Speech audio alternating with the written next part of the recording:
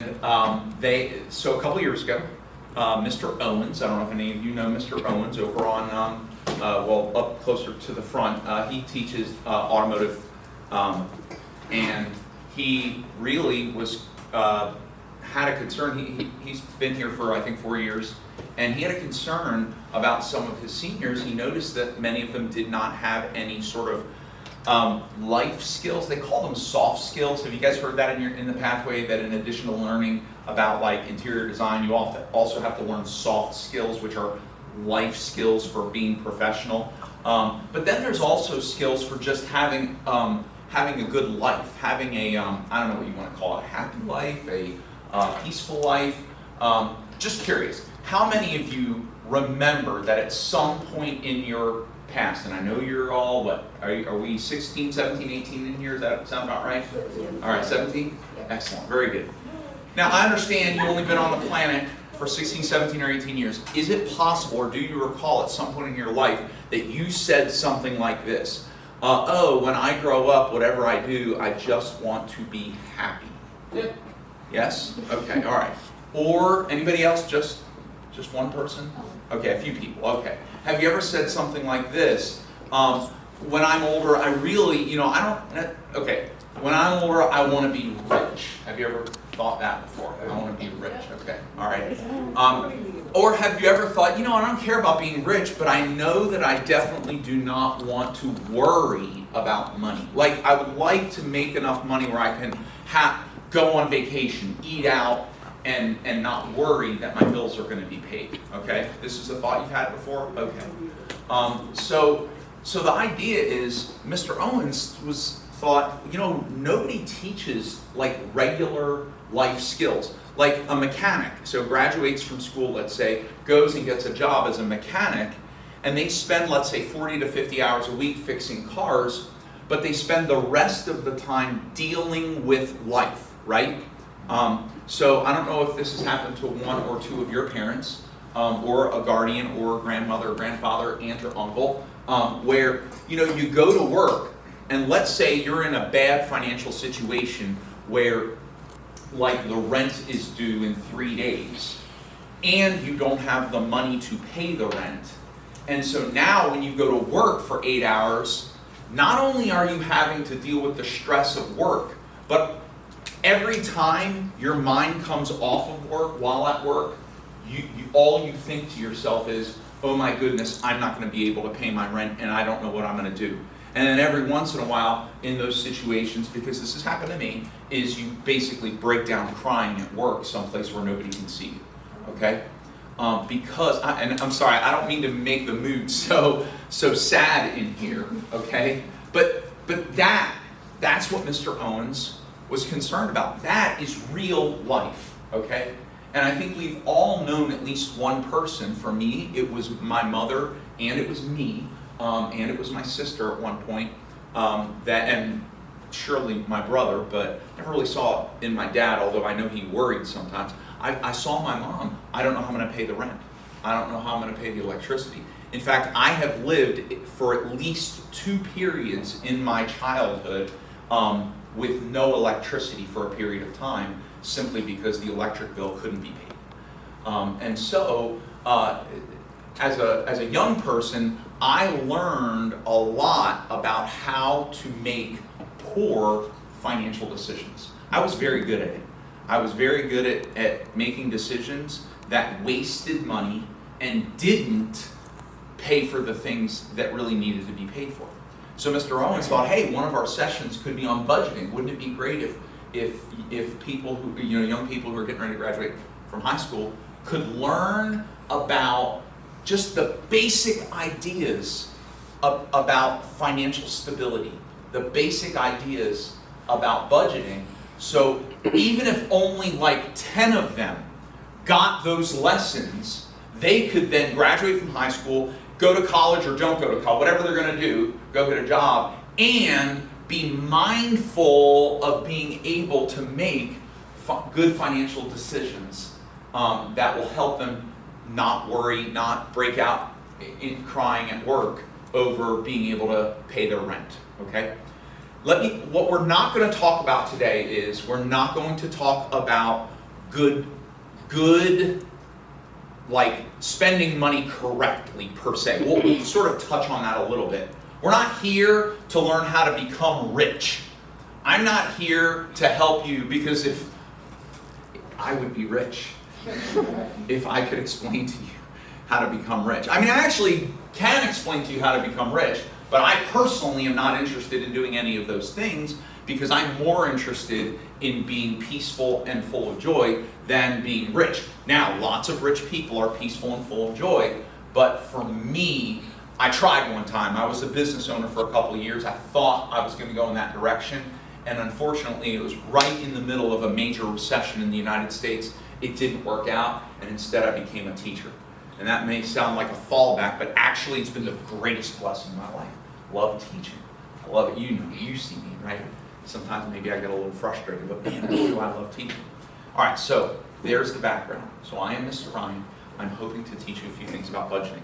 If you want to jot down some ideas, get some paper. There's a huge pile of paper over there. You can grab one if you want. Take as many pictures as you want. I don't care. They're even videoing this session. Okay, so maybe you could watch the video again. So here's what I want to do today. I'm hoping, also, by the way, I want this to be interactive. If I say something that sounds interesting to you and you want to ask me about it, go ahead and raise your hand and say, hang on, Mr. Ryan, tell me more about that.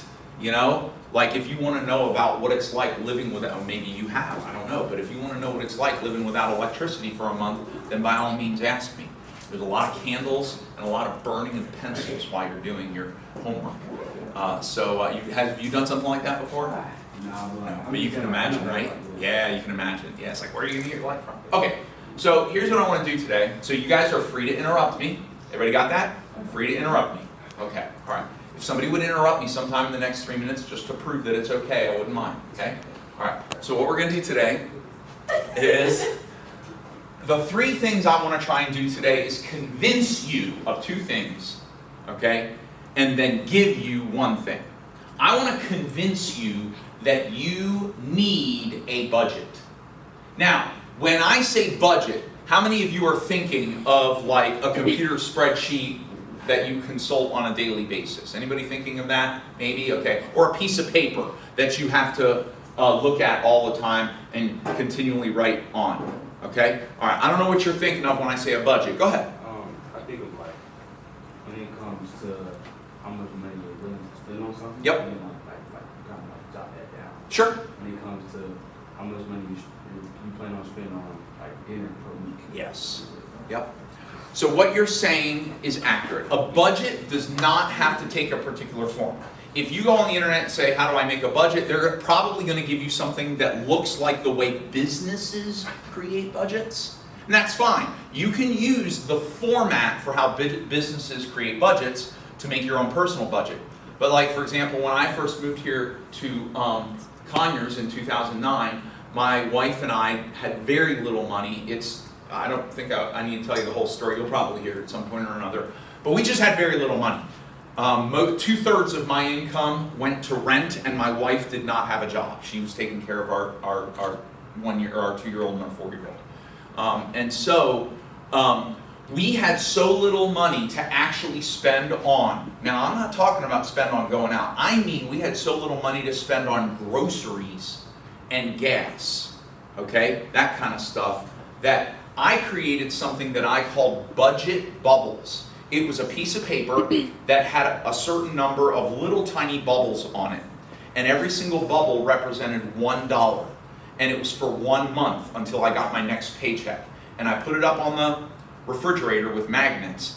And if my wife went to the grocery store and spent $73 on groceries, then I would come home that day and I would bubble in 73 bubbles. Now let me tell you something, that may sound tedious, but it made me understand how important every single dollar was. Because every dollar was a bubble, and I had to bubble every single one of them in.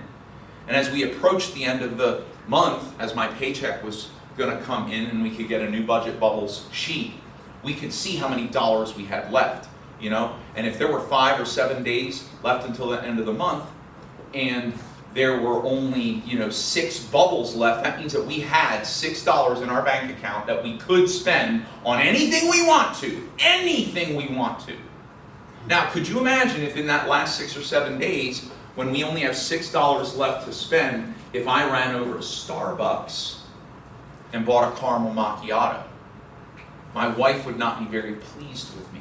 In fact, that year for my birthday, my wife gave me for Christmas, for my birthday, it's in March, for my birthday, and I have no idea where she got the money from because it didn't come out of the budget bubbles. She bought me a $25 gift card to QT.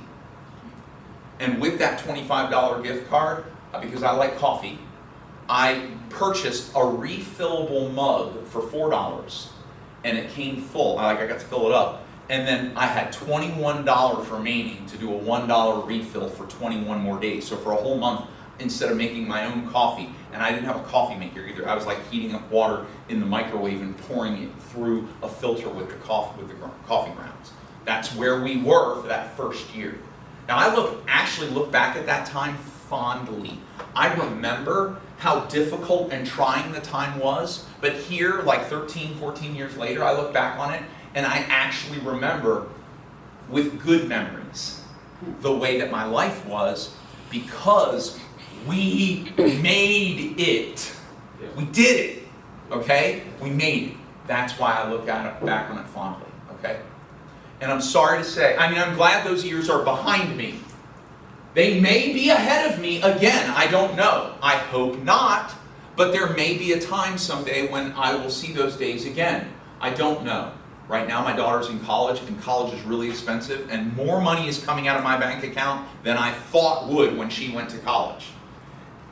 But it's okay. We've been through it before. We can do it again, right? But here's the thing, for you, those days aren't behind you. Those days are in front of you. And my encouragement to you is that maybe you can take some of the things that I mentioned today and bear them on that, whatever those years are. Hopefully it'll only last 1 year like it did for me, okay? But it could wind up lasting you 4 or 5 years, okay? If you plan appropriately, like you're thinking and acting appropriately according to that plan, then that time could be a lot shorter than you think. But if you don't plan and don't think, that time could actually be a lot longer. It could even last your whole life. Your whole life could be budget bubbles. And I don't want that for you, but it's possible, okay? All right, so there is an old saying that goes like this. Very old, we're talking probably like 1500 BC. It goes like this. A man plans his course, but God determines his steps.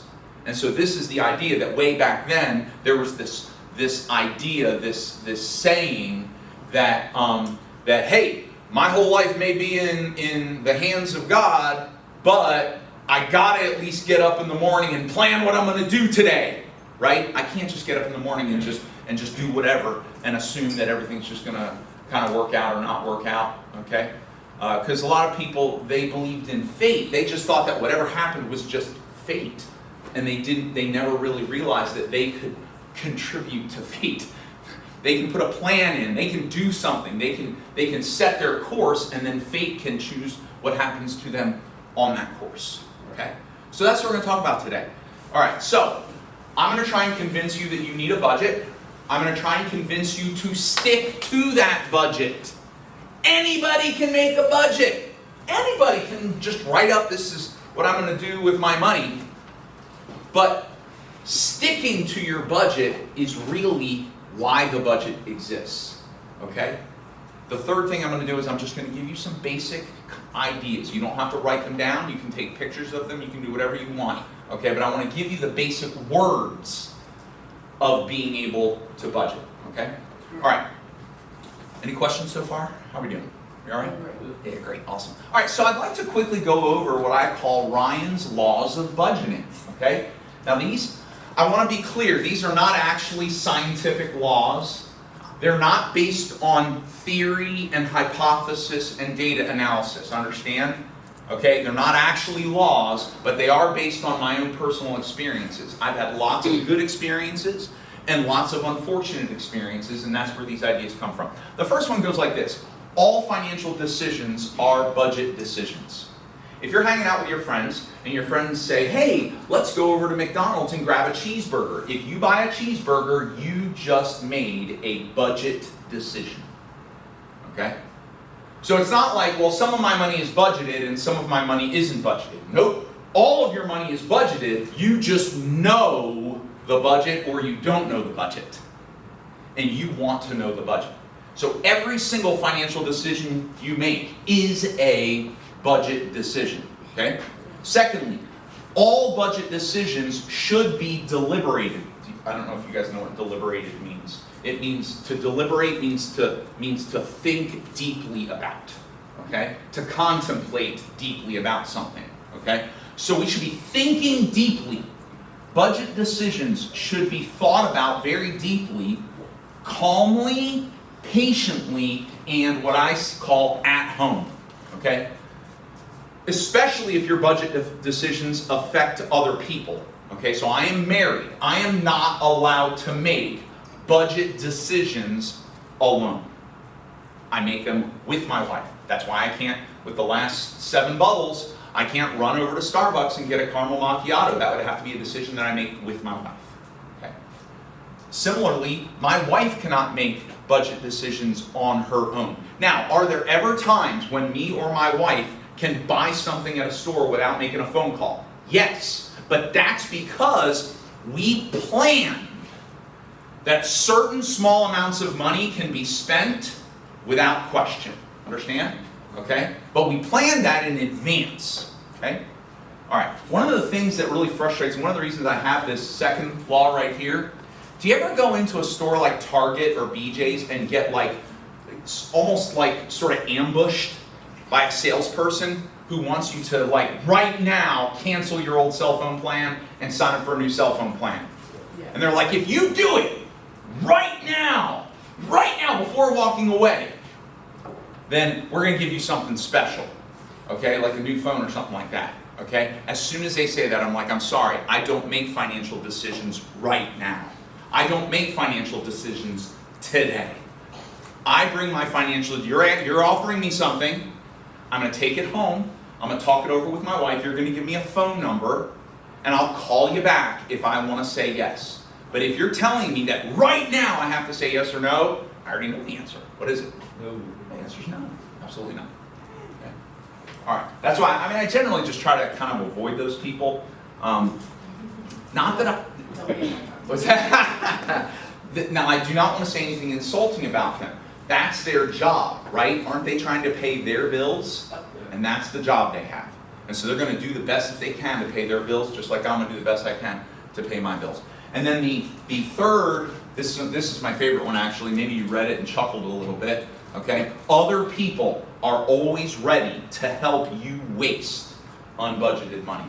Not their unbudgeted money, your unbudgeted money. Yep, right? You're hanging around and you're like, hey, how much money do you have? I don't know, but I know I have money in my account. And then your friend is ready to say, cool, let's go to Arby's. You're paying.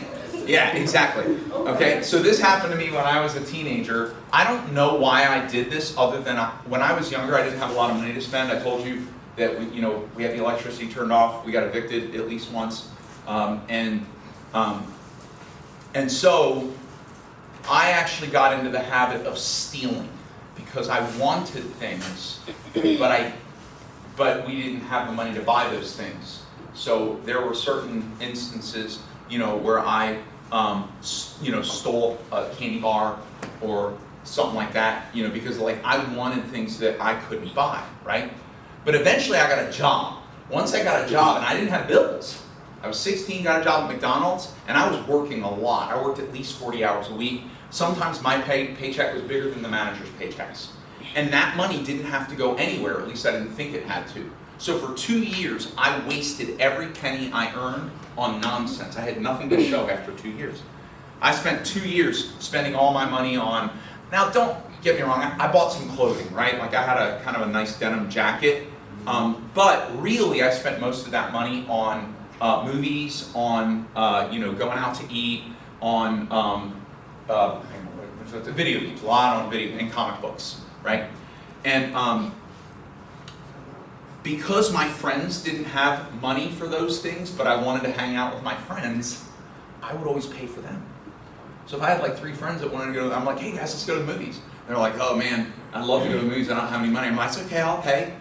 Okay? And so, it wasn't until I was an adult that I realized that my friends, not in a mean way, but my friends were always ready to help me waste my money because I didn't have a plan for it. Now, what did my friends have? I had friends that had jobs, but guess what else they had? Cars. Insurance payments. I did not have a car. The reason I didn't have anywhere for my money to go is because I didn't have any of the things that I should have. I say should have. Okay, I could have been saving for a car. I could have bought a car in that 2 years. Yeah. I lived about a 5-minute walk from McDonald's. Not only that, my older brother had a car and he drove me anywhere I wanted to go. He never had money to spend, but he had a car. So he did work, but he had to pay for things for the car. Does that make sense? So I would put gas in his car. Now this I don't mind because my brother and I, we were so close and I loved doing things together with him. I would put gas in his car. He would drive me and our friends wherever we wanted. My friends were his friends. We all hung out with the same people. We would drive to wherever we were going to go, and then a lot of the times I would, buy food for people. But then I ended my time as a teenager after I turned 18. A couple months later, I quit McDonald's or left McDonald's, I think it was, and I didn't have anything, not a car, nothing. Okay. So now that we have, so I'm hoping that if you remember some of these, you might, especially this one, you'll be careful not to just let other people waste your money. Okay. So let's get to the basics of budgets. Okay. And here's what I have for you. There are a few ideas that you're going to need to understand in order for us to, in order to understand budgets. These are just technical terms. So a budget. What is a budget? All right, let's get a definition. A budget is a financial plan. A financial plan for income and spending. That's it, for income and spending. Okay? So, most people, I think, actually, I can't say most people, but I think a lot of people, I know this is for me, kind of always, maybe often think of a budget having most to do with planning how you spend your money. How does your money go out from you? Okay? But you can also plan how to bring money in. And you may say, well, I already have a plan for bringing money in. I go to my job, I go to work. That's my plan. Well, actually, you can, if you become attentive to learning multiple ways of being able to get money. Like I had a friend, he had a career. He had a Monday to Friday career, and he needed more money because he was investing in some things, and so he became an Uber driver. And so he's like, oh, look at this, he actually started renting, he had 2 cars, so he started renting one of his cars out through a peer-to-peer rental app. And these were just varying ways. And then he had 2 extra bedrooms in his house, so he rented them out Airbnb. Now, I'm not saying you should do that, I'm just saying that there are a lot of ways in the world. For me as a teacher, one way that I can get extra income is by tutoring math. And so that can be an extra source of income. I also have a lot of credentials for teaching college. So for a long time I had a second job. This is actually Budget Bubbles year. Back in 2009 I actually did have a second job. I taught online, but I actually got half the assignments than I had usually gotten. So that was another hit. There are ways of planning for your income. We definitely want to plan our spending, but you can also plan your income. Okay? So that's what a budget is. We're planning both our income and we're planning our spending, okay? Today, we are mostly going to talk about spending, not income, okay? All right, let's see here. So now, here's what let's identify a few very important words. So, everything we're going to talk about now has to do, the technical word is expenses, okay? Expenses. Does anybody have an example of an expense? Like an expense that you have, or an expense that your parents have, or an expense you think I have? What's an example of an expense? Got to get a haircut, that's right. Insurance, who just said insurance? Gas and insurance, that's exactly right. Getting a haircut, okay? Those are all expenses, okay? And those three things, for most people, are required expenses, right? How about rent? Yep. Electric bill? Yep. Yeah, all these things, expenses. Grocery shopping, that's an expense. An expense is any time you spend money, okay? And so there are a couple ways of characterizing expenses. One word is called fixed, okay? It's called a fixed expense, all right? Actually, I'm not going to write out the definition. I'm just going to put the word up. Is it okay if I just tell you the definition? So a fixed expense is basically any expense where you are under contract to make that payment. In most cases, it's not changing. So for example, if you buy a car and you get a car loan, and they say that you have to pay $320 per month, right? Every single month for, let's say, 60 months, that's 5 years, you have to send in $320 in order to keep that car. Does this sound familiar? I'm sure you know somebody who has gone through this, right? Maybe you're in the middle of it right now. That is a fixed expense. It's not fixed because it's the same amount of money.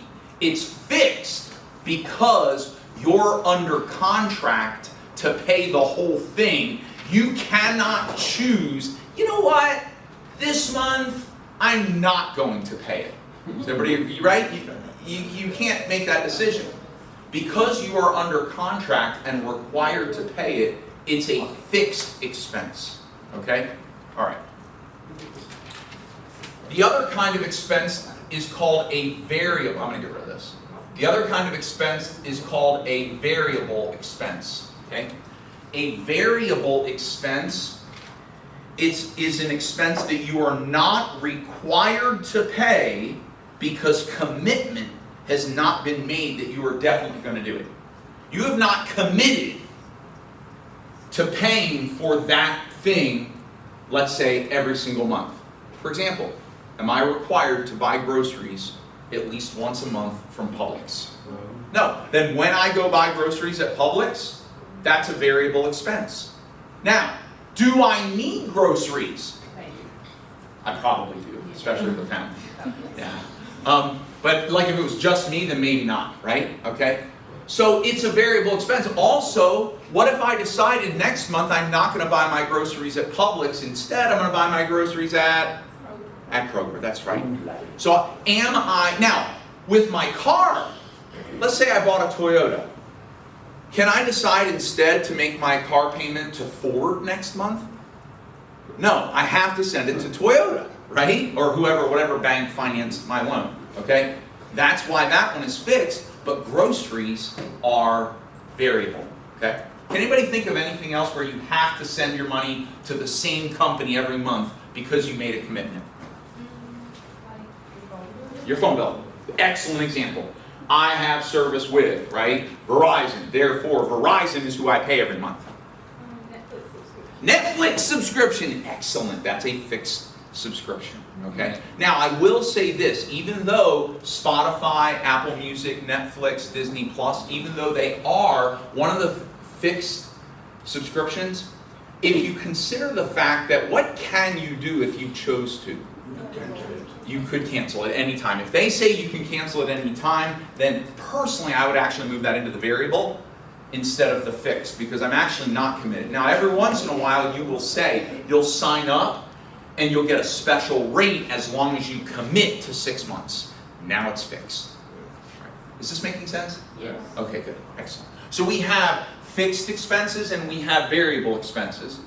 Another way of characterizing expenses is as important expenses versus non-important expenses. Some people call them needs and wants. Those terms are too vague for me. we're going to say that the expense is important or it's not important. And I'm going to give you a great definition for both of those things, okay? First of all, an important expense is an expense that I call told me, hey man, you have a deadline of October 31st or we're going to cancel your trash service. Oh, that kind of, it doesn't necessarily move me like it. That's what I'm saying. And I'm going to say, well, I'll just get trash service somewhere else. That's okay. Now, what if they said to me, if I don't pay something at a certain time, then they're going to kick me out of my house? Oh, Does that sound important? So like if it's right in like the living situation. Yes. you move it, Yep. I got a real simple definition. Remember this one for the rest of your life. And it's something that is important is something that if you don't do it, something bad will happen. Does this make sense? If you don't do that thing, something bad will happen. Sorry, there's a little flying bug going around. If it's not important, something is not important, when if you don't do it, nothing bad will happen. Okay? So we have expenses that are important, and we have expenses that are not important. Can anybody think of something, a bill, that if they didn't pay it, something bad would happen? Water. Water bill, absolutely. That's one of the. Personally, I think water is more important than electricity because of cleanliness. You actually don't need electricity for cleanliness, but you must have water for cleanliness, right? So I'm picking water over electricity every time. But is it good? Is it okay if I don't pay my electric bill? What are they going to do if I don't pay my electric bill? They're going to turn it off. Is that a bad thing? Yeah, it's bad to me. Yeah. I mean, can I live without electricity? Yes. All right, new question. If I don't go to Starbucks and get a caramel macchiato, will something bad happen? No. Absolutely not. Could I go my whole life without buying a caramel macchiato at Starbucks? Yes. Could I live a happy and fulfilled life not buying a caramel macchiato? And she's like, no, absolutely not. Do you see what I'm getting at here? Oftentimes we misunderstand in our minds things that are important and things that are not important. Okay? And I used to be the kind of person that was swayed by act now. If you act now, you'll get a caramel macchiato for half price. And I'm like, urgency. That's important. No, if I don't buy that half price caramel macchiato, my life will be just fine. What if I don't pay my mortgage or my rent? So you're gonna get that. That's it. Is that okay? Is that a bad thing? Trust me when I say it's happened to me. Not cool. You do not want it to happen to you. Not only is it bad because you don't know where to lay your head, it's also really embarrassing. And it's really hurtful on your financial record. Okay? So like when you were younger, and you said that you got evicted. Yeah. Where did that go? So here's what happened. My parents were separated. They eventually got divorced. But at the time they were separated, my dad did have somewhere to live. So after the electricity was turned out, he actually, after about 3 weeks, he was in the process of making arrangements for us to be able to live with him, which wasn't a very large place, because he was actually living with someone else. So he eventually came and he just got us and brought us to this place where he was living with some very nice folks. And we lived there for about 3 months. It was my mom that actually got evicted, not all of us. But I was in school over there, so I passed the house every day. And so one day, as we were passing the house, all of the belongings were out on the yard. Not only, and so people started walking up. They thought that it was a yard sale. When they realized it was an eviction, they just started picking up stuff and walking away. Yep, my mom just sat there. There was nothing she could do. People just started grabbing her belongings and walking away. Wow. Very, very psychologically traumatizing. Okay? So, trust me when I say rent and mortgage, important. McDonald's, not important. Now, is food important? Yeah. Yes. Okay? But it doesn't have to be a specific kind of food or a specific place. Okay? When I was they call it a bachelor, living on my own, I was paying the rent, paying the electricity, paying the phone, paying the car payment, making the insurance payment, putting the gas in my car. Because if I didn't pay those things, I couldn't live and go to work. Then I needed food. Well, basically for at least 2 weeks, all I ate for every single meal was spaghetti. Just spaghetti.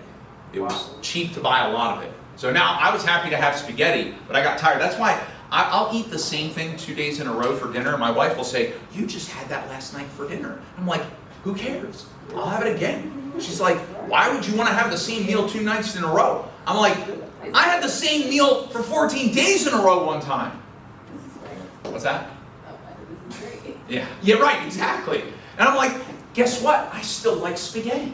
You would think that after having it for 14 days in a row, every meal, that I would hate it. I actually still like spaghetti. It's just, it was the cheapest thing. I worked at Sam's Club. And I could buy 5 pounds of pasta for like $2 and giant things of sauce. Yeah. I was just, when it's the only food in your house, there's plenty of room for it. Yeah. Wait, is that a can of spaghetti right here? This is beanie weenies. Oh. No, this is not, has nothing to do with my poverty. That has nothing to do with my poverty. That's its own story. No, you'd be interested to know that hot dogs are actually pretty expensive. Now, when I was younger, they weren't that expensive. My dad would say, when we didn't have a lot of money, we'd say, "Well, Dad, what are we going to do? You know, we got all these bills and we got these things that we have to pay." And he would say, "Well, I guess we're just going to eat beans and franks for a couple weeks." Okay, we're going to be alive. By the way, do not neglect your children. But an adult can actually go longer than you think without food. I'm not encouraging you to, I'm just saying an adult can go longer than you think without food. So if you can't eat for 3 days until your paycheck, you'll probably still be alive. You'll just be really uncomfortable. Now, personally, here's what I recommend.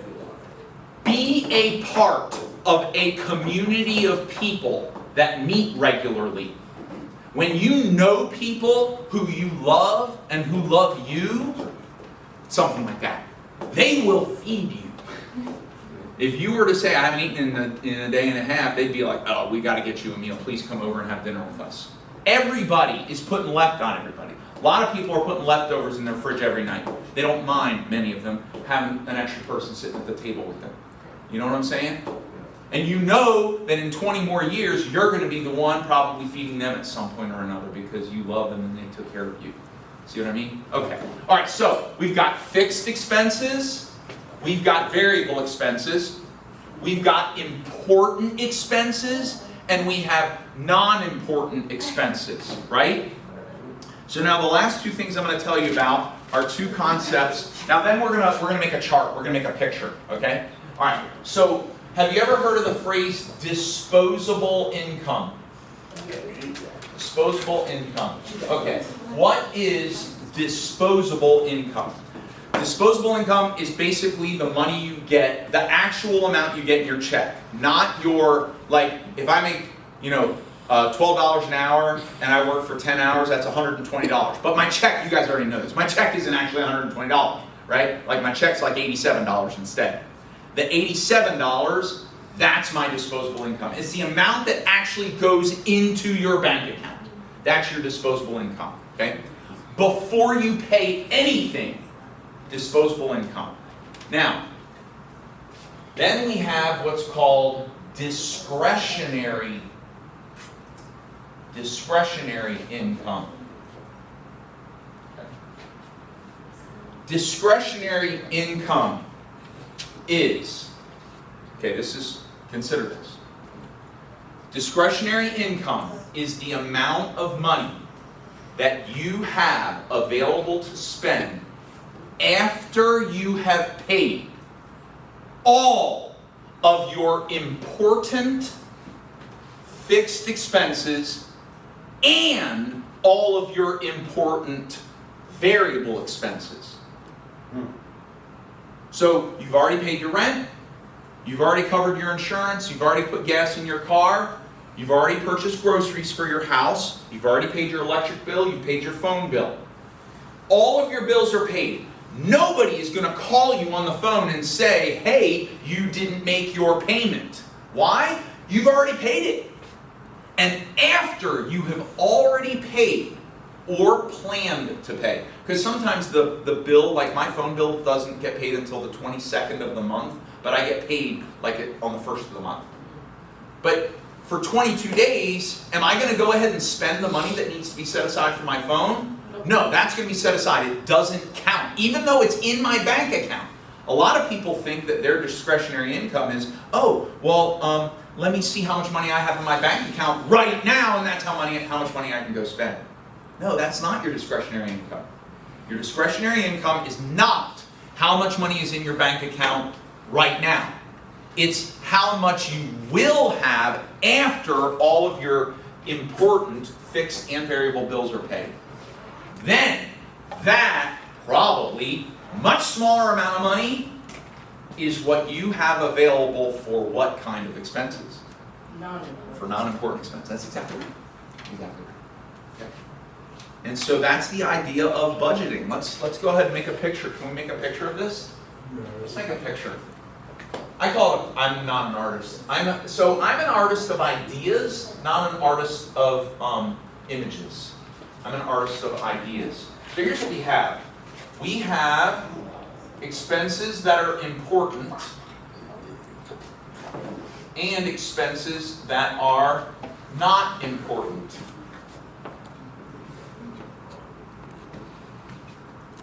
Then we have expenses that are fixed and expenses that are variable.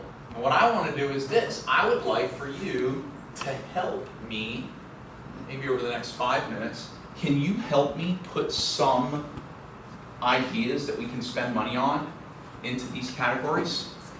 Okay, all right. Can somebody tell me something that is both fixed, meaning you are committed to pay it every single month, every single week, or whatever, and it's important. If you don't pay it, bad things are going to happen. Yeah, well, but I need a specific bill. Water bill. All right, so I'm actually going to put water bill over here in variable. Why? Why am I putting it over in variable? Because, oh, it depends on how much. That's correct. So can I cancel my water? Yeah. You know what? I'll tell you what. I like the way you think. Let's go ahead and put it over here in fixed. Right. So the reason I was going to put it over in variables, you actually can, I don't know if you know this, you just like Netflix, you can actually call up and cancel your water. You know what you can't call? Oh, actually, now that, hang on, I take that back. I just remembered something. You guys are not going to believe this. You're not going to believe this. Did you know that if a house does not have water service and electrical service, it is deemed condemned by the county? Yeah, they can actually come over and say, oh, this house does not have water service. No one's allowed to live here. Wow. Yep. So I heard a story about a guy who basically made a house that was self-sustaining, right? Like he used rainwater and well water and that kind of stuff. And then, well water is okay, but he also was not connected to the electrical grid. And now this is just a rumor, an urban legend, or maybe it really happened. And what I had heard was, because it wasn't connected to the electrical grid, because he didn't have electrical service, they condemned his house. Because under normal circumstances, if somebody has their electricity turned off, then it's like a dangerous place to be. And I know that sounds weird, but that's the society that we live in sometimes. Okay? All right, so we're going to say water is fixed because we can't just go turn off the water. They might condemn. So that makes, what other bills are important and fixed? We're committed to pay them every single month. That's a good question. Rent. Question. Yep. If people have solar panels, do they still pay? Yeah. Okay. Yeah, so the thing is, solar panels are, for now, okay, while they're still developing the technology. Most people don't have enough room for solar panels that will actually power their whole house, okay? It'll usually power all the lights, their TV, probably even their computer and their internet, okay? Solar, it's very difficult for solar power to power a refrigerator and a stove, okay, or a dryer. Anything that you have ever seen, an appliance that has a giant plug instead of a little plug, cannot be powered by. Not for a long period of time. Like you might be able to power your oven for 5 hours off of stored up solar power. Okay, but those types of things, and especially not you're definitely not going to run your air conditioner off of solar power. That's absolutely not going to happen. Okay, those work off of what can be referred to as heat electricity, which requires the highest wattage and voltage and that sort of thing, and amperage. Okay, so yeah, you could run most of the stuff off of solar energy, but there's no way you're going to run your refrigerator and your air conditioner and your stove or even your microwave oven off of solar power. Okay, not for a long period of time. Now they're still working on the technology, so maybe someday we will. Okay. All right, what else? What else is important? Water, rent. What else is bad? What's that? Your car payment, right? Okay. Can I just say debt payments, right? Because your car payment is a loan. Okay? But aren't there other kinds of loans that you might take out? Okay, student loans, yeah. And some people say, well, if I don't pay my student loans, what are they going to do? Take my education away from me? They will garnish your wages. They will garnish your, they'll get a judgment against you through the courts. The courts will then mandate that before you get paid by your employer, that the employer take $100 out of your check and send it to the student loans. That's called garnishing wages, and that's bad. Therefore, student loans are important to pay. Okay. All right. Anything else? Yeah. I have like a question about like what you would put credit cards under. Debt. They're important. Yeah. So what you have done is, now I don't know if you know this. I'm glad you said that. Next month, I'm having another one of these on debt, and I'm going to specifically talk about credit cards. But here's what happens with a credit card. You have made a promise to pay back money you borrowed when you swiped the card or when you tapped the card. Okay? You took out a loan instantaneously at the store and made a promise to pay. That makes it fixed, and trust me when I say it, as somebody who defaulted on a bunch of credit cards back when I was 20, it's bad. Bad things will happen to you. Thankfully, I had the opportunity while I was in college or near the end of college to be able, no, well actually it was after I got married, after I graduated. I had the opportunity to be able to pay off all of that old debt from, it was like 7 or 8 years before. So yeah, credit cards are definitely fixed, important. Okay? All right, how about fixed, or how about variable and important? If you don't pay for it, you don't have to pay for it, but if you don't buy it, it's going to be bad for you. Like streaming services? Well, so like Netflix? Yeah. So if I don't, you get it, don't you? No, I'm talking about something I don't have to promise the company to buy from them, but if I don't buy this somewhere, something bad will happen. Groceries and gas. Groceries and gas. There's probably more, but another one might be trash service, although some people make year-long commitments for trash service, and so then it would be under fixed, okay? All right, now let's talk about things that are not important, but fixed. Meaning you have made a promise to pay something, you cannot renege on it, but the thing itself actually is, actually let me take that back. This is really interesting. You guys you're seeing Mr. Ryan in a brand new idea. I'm starting to believe, I'm starting right here in the moment to be convinced that there's nothing that is not important and fixed. Well, let's see.